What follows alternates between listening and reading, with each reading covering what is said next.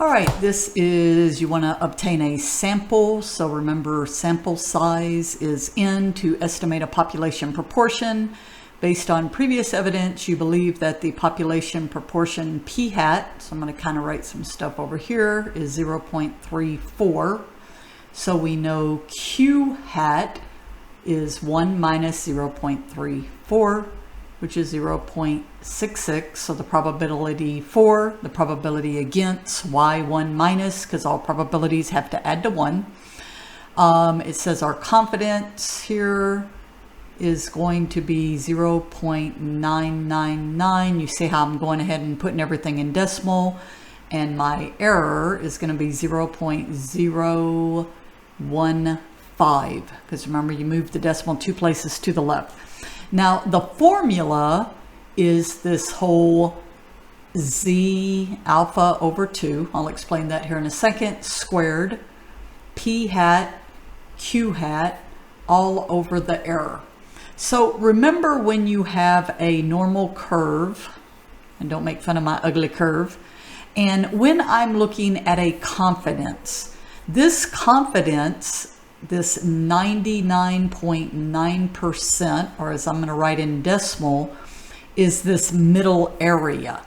And so the issue is when we use technology or even tables, what the z value that you get, that you need right here, is adding all of this.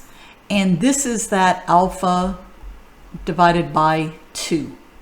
So how you find alpha is you do 1 minus, there's that whole 1 minus stuff again. So 1 minus 0.999. So 0.999 equals 0.001. And so that's the leftover area, which means half of it is here and half of it is here. Okay, so that means I have to divide this by 2. So I get 0.12334. Okay, so I get this value, which means what I'm really having to look up is 0.9995.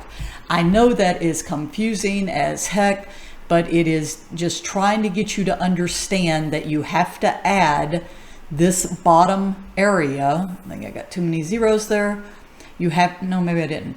You have to add this bottom area plus the middle confidence. And that's typically the hardest part for most students.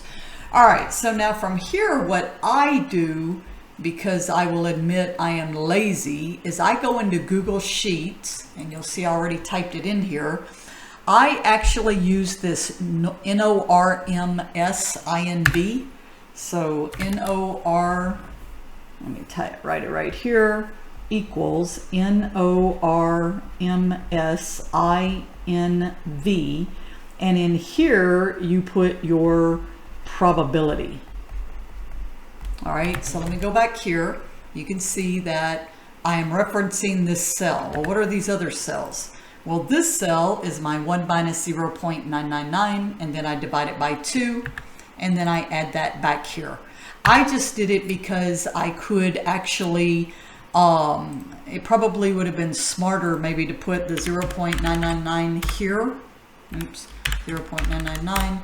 And I'll show you the reason why, is because now if I refer to that cell, then now I have a formula that I can change this. Uh-oh, I guess I didn't do it right. My value correct, 1 minus. Oh, I didn't do it here as well. Reference. So the whole point of referencing cells, okay, so that's kind of this whole point of cell referencing, is now if I change this value, it gives me my z value. So this is my z value right here. So it's kind of cool to set something up ahead of time. So now I put that in. You see the 3.29 value. So that's where this number comes from.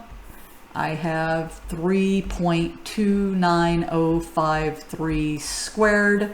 My p hat 0.34.